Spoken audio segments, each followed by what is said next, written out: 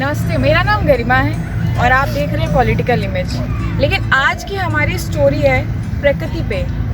प्रकृति से प्रेम व संरक्षण करने की दिशा में बहुत सारे लोग मिल जाएंगे, बहुत सारे उदाहरण हैं, लेकिन पेड़ों के लिए उतना प्रेम और समर्पण, अपना जीवन पूरा समर्पित करने वाले बहुत ही कम लोग मिलते हैं। ऐसे ही एक लोग आज हमारे साथ मौजूद हैं जिनका नाम पीपल बाबा है। तो आइए आज हम बात करते हैं उनसे।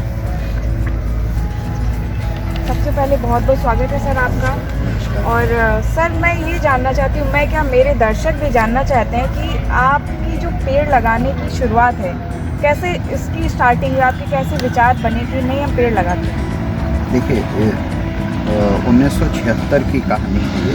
1976 में हम एक स्पाइसर मेमोरियल स्कूल में पूना में पढ़ते थे। मेरे फादर आर्मी में होने के कारण वो वहाँ पे पास में ही मिलिट्री हॉस्पिटल में पेडियाट्रिक डिपार्टमेंट में काम करते थे। और ये जो स्कूल था मेरा एलिमेंट्री स्कूल था। मैं चौथी कक्षा में पढ़ता था, उम्र मेरी 10 साल की। एक मेरी टीचर थी मिसेस विलियम्स। मिसेस विलियम जो थी वो एक मिशनरी, क्रिश्चियन मिशनरीज जैसे होते हैं, नन्स होती हैं, ये वो थी। और ये जाफना की रहने वाली थी, श्रीलंका की, आई हुई थी पढ़ने। मैं इसलिए आपको ये बता रहा हूँ क्योंकि वो खुद जंगल में पैदा हुई थी।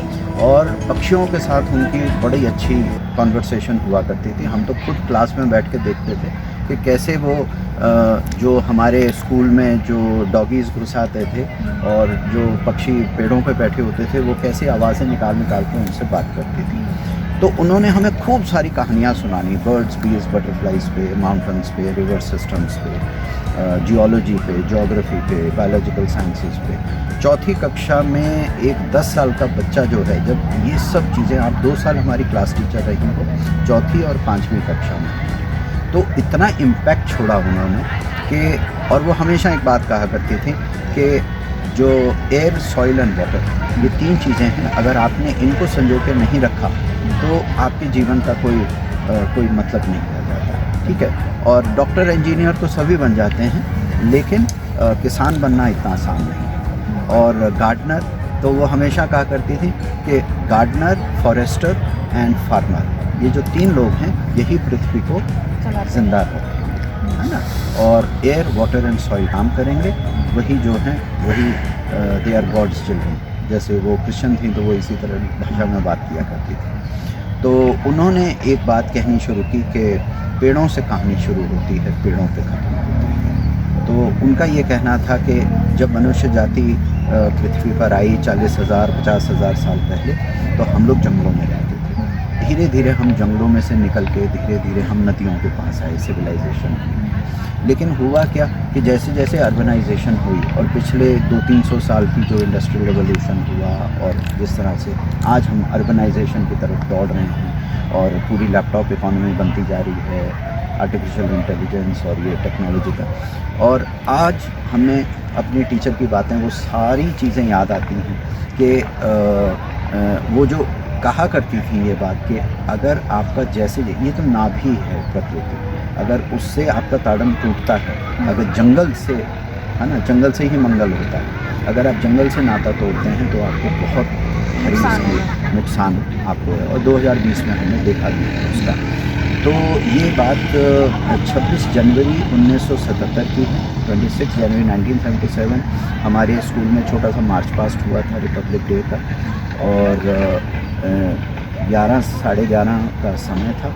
हमने टीचर की क्लासरूम में हम गए उस दिन, जो टीचर्स का कॉमन रूम होता है, और हमने जाके सीधा सवाल पूछा कि देखिए हम तो 10 साल के हैं, आप हमें इतनी चीज़ें पर्यावरण के ऊपर बताते हैं, आप हमें ये बताइए मैं क्या करूँ, मैं क्या कर सकता हूँ। देखो मैं तो एक छोटा सा बच्चा हूँ, मैं पर्यावरण के लिए मैं क्या कर सकता हूँ। तो उन्होंने उस दिन एक जो बात कही, वो आज भी मेरा गुरु मंत्र है।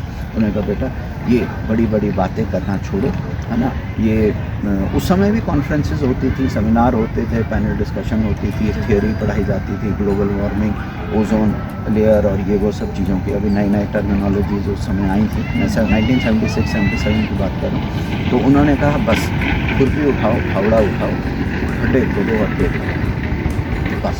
और वो दिन गया आज तक, बस हम वही काम करते हैं। दोस्तों मैं आपको बताना चाहती हूँ कि पीपल बाबा का नाम यूं ही पीपल बाबा नहीं पड़ा, इनका पहले नाम था स्वामी प्रेम प्राकृतिक, सही कह रहे हैं ना? परिवर्तन। स्वामी प्रेम परिवर्तन, जो ऐसा परिवर्तन हुआ कि बदल के पीपल बाबा हो गया। हाँ। वैसे नहीं, लीगल नाम आज भी स्वामी प्रेम परिवर्तन ही है, लेकिन लोग ज्यादा पीपल बाबा के नाम से जानते हैं। हाँ, वो इसलिए क्योंकि हमारी नानी ने हमें कहा था कि देखो, तुम वृक्षों को नहीं चुनते, वृक्ष तुम्हें चुनते हैं। और लगाने के वक्त ऐसे लगाना तो मैंने नीम पौधा, जामुन ज़्यादा शुरू किया था। बरगद के पेड़ मैंने इनिशियल स्टेजेस में बहुत लगाए थे, लेकिन धीरे धीरे मैंने देखा कि पीपल मेरे हाथ पे ज़्यादा चढ़ता गया। पीपल जो होता है महाराज वृक्ष होता है, पीपल जो है वृक्ष देवता होता है। पीपल जो होता है उसी से पूरा जंगल होता है, उससे प्रधान वृक्ष होता है, उससे रौनक होती है पूरे जंगल की। तो पीपल जो है, हमारी नानी ने मुझे हम उनके साथ बहुत साल रहे नारायणी आश्रम में इलाहाबाद में, तो उन्होंने हमें एक बात समझाई कि बेटा देखो, तुम इतने सारे जो वृक्ष लगाते जा रहे हो, एक काम करो कि कुछ 4 या 5 वृक्ष चुन लो। तो उन्होंने मुझे कहा कि पीपल लगाओ, नीम लगाओ, बरगद लगाओ, शीशम लगाओ और जामुन लगाओ। तो ये 5 वृक्ष मेरी नानी के दिए हुए वृक्ष है ना। तो हुक्म हो गया उनका। तो फिर मैं, अच्छा, जब हम पीपल लगाने जाते थे तो आपका ये जो सवाल है कि पीपल बाबा की क्यों, तो जब हम पीपल लगाने जाते तो सबसे ज़्यादा जो कंट्रोवर्सी होती थी, सबसे ज़्यादा लोग हमें जो मना करते थे लगाने के लिए, वो पीपल के लिए मना करते थे, क्योंकि कहते थे ये भूतिया वृक्ष है, इसके ऊपर भूत होते हैं, रात को चुड़ैल आती है, स्पिरिट्स होती हैं, इसके नीचे नहीं सो सकते, इसके आसपास नहीं होना चाहिए, घर में नहीं होना चाहिए, आंगन में नहीं होना चाहिए। समाज में पीपल की पूजा होती है, तो ये सारी विचारधाराएं अभी भी जुड़ी हुई है। जी।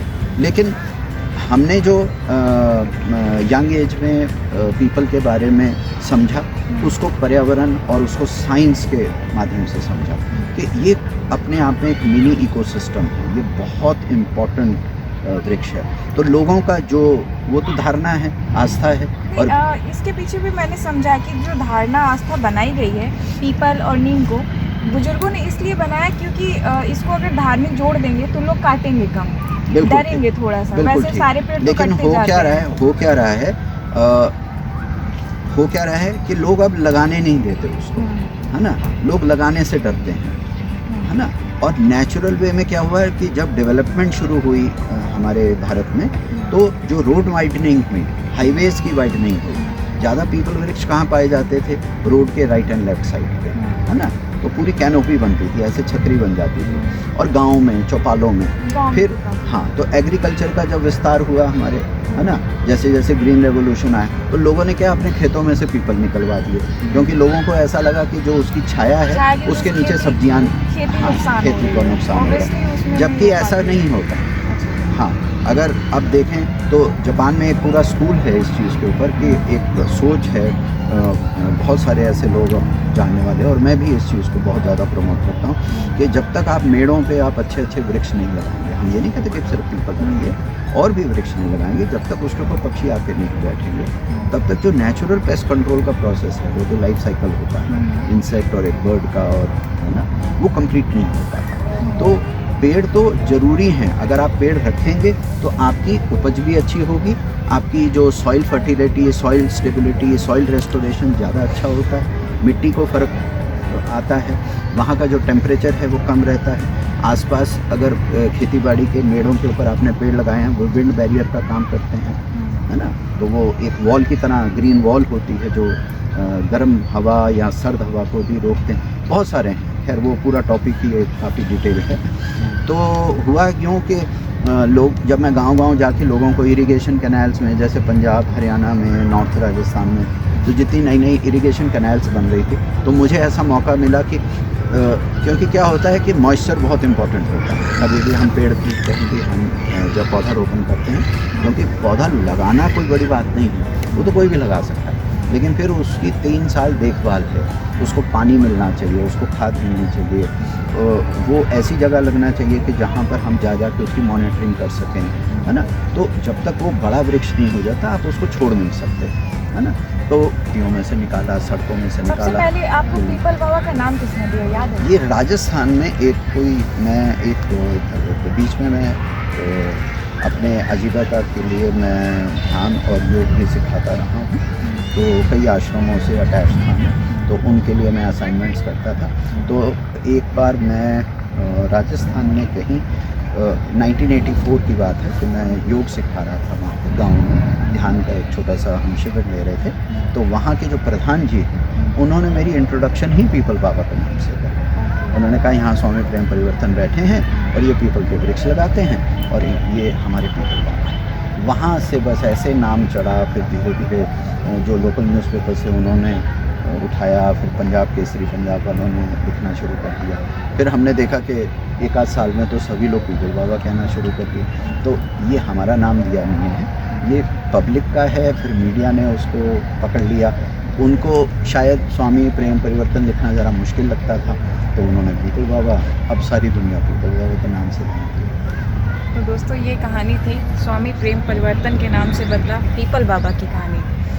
ऐसी और भी कहानियों से हम आपको रूबरू करवाते रहेंगे। तब तक के लिए आप हमारे साथ बने रहिए, और अगर आप हमारी ये स्टोरी यूट्यूब पे देख रहे हैं तो सब्सक्राइब करिए, बेल आइकन दबाना बिल्कुल मत भूलिएगा।